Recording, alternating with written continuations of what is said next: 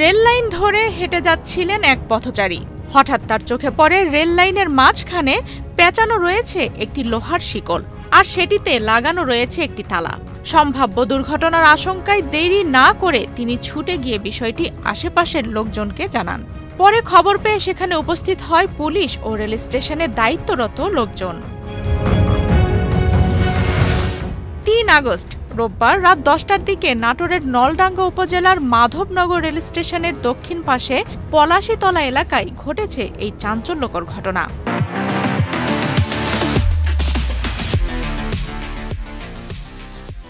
খবর পেয়ে নলডাঙ্গা থানা পুলিশ দ্রুত ঘটনাস্থলে পৌঁছে পরিস্থিতি পর্যবেক্ষণ করে।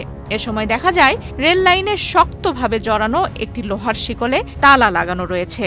তাৎক্ষণিকভাবে ট্রেন চলাচল বন্ধ করে দেওয়া হয় এবং নওগাঁর আত্রাই থেকে বিশেষজ্ঞ একজন মিস্ত্রি এনে শিকলটি কেটে ফেলা হয়। স্থানীয়রা জানান, কিছু বুঝে ওঠার আগেই পুরো এলাকায় ছড়িয়ে পড়ে আতঙ্ক। অনেকেই ধারণা করছেন এটি কোনো নাশকতার অংশ হতে পারে।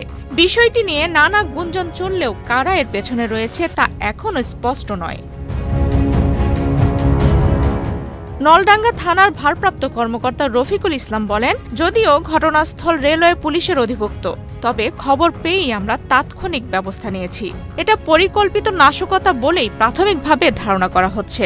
তদন্ত সাপেক্ষে পরবর্তী পদক্ষেপ নেওয়া হবে। এই ঘটনায় রেল চলাচলেও ব্যাপক প্রভাব পড়ে। সীমান্ত এক্সপ্রেস ট্রেন প্রায় ৩ ঘণ্টা, নীলসাগর এক্সপ্রেস ২ ঘণ্টা এবং একতা এক্সপ্রেস ৩০ মিনিট বিলম্বে চলাচল করে। তবে উদ্ধার অভিযানের পর বর্তমানে রেল চলাচল স্বাভাবিক রয়েছে। রেল কর্তৃপক্ষ শিকল ও তালাটি উদ্ধার করে মাধবনগর স্টেশন কর্মকর্তার কার্যালয়ে সংরক্ষণ করেছে। কারা এই কাজটি করেছে এবং তাদের উদ্দেশ্য কী ছিল সে বিষয়ে অনুসন্ধান শুরু করেছে প্রশাসন। আফসানা রিপা, বাংলাদেশ প্রতিদিন।